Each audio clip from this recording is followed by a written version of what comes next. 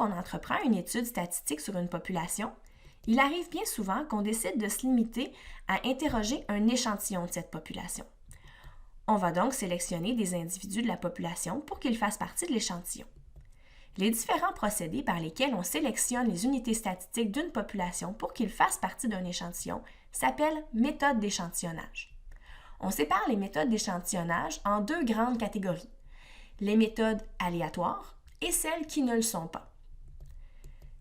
Les méthodes d'échantillonnage aléatoires sont celles par lesquelles on sélectionne les unités statistiques de l'échantillon au hasard.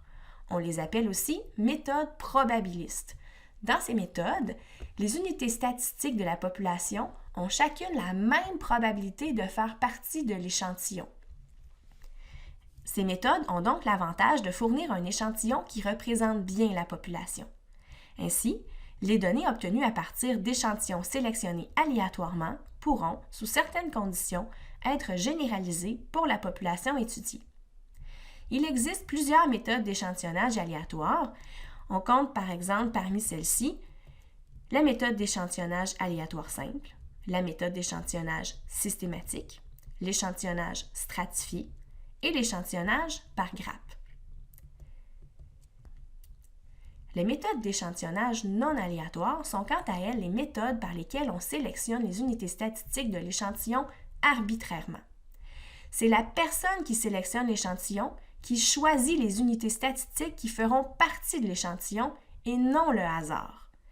Ces procédés s'appellent aussi méthodes non probabilistes. Elles fournissent souvent un échantillon biaisé, c'est-à-dire qu'il ne représente pas bien la population étudiée. Il devient donc risqué d'étendre à la population les résultats ainsi obtenus. Ces méthodes sont tout de même souvent utilisées car il arrive qu'il soit impossible de sélectionner un échantillon aléatoirement. Parmi les méthodes d'échantillonnage non aléatoire, on compte la méthode d'échantillonnage à l'aveuglette, l'échantillonnage de volontaire, l'échantillonnage par quota, l'échantillonnage boule de neige et l'échantillonnage au jugé. En résumé, retenons que quand vient le temps de sélectionner un échantillon, il faut se rappeler que le hasard fait bien les choses, c'est-à-dire qu'il fournit les meilleurs échantillons, ceux qui représentent le mieux la population à étudier. Mais, parfois, les méthodes d'échantillonnage aléatoire sont difficilement applicables.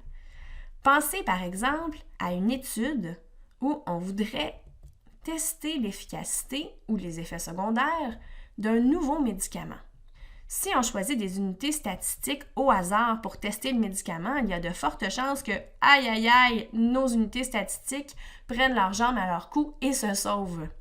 Il faut alors faire appel à des unités statistiques qui sont volontaires et parfois même leur donner une petite compensation financière pour qu'ils acceptent d'avaler la pilule.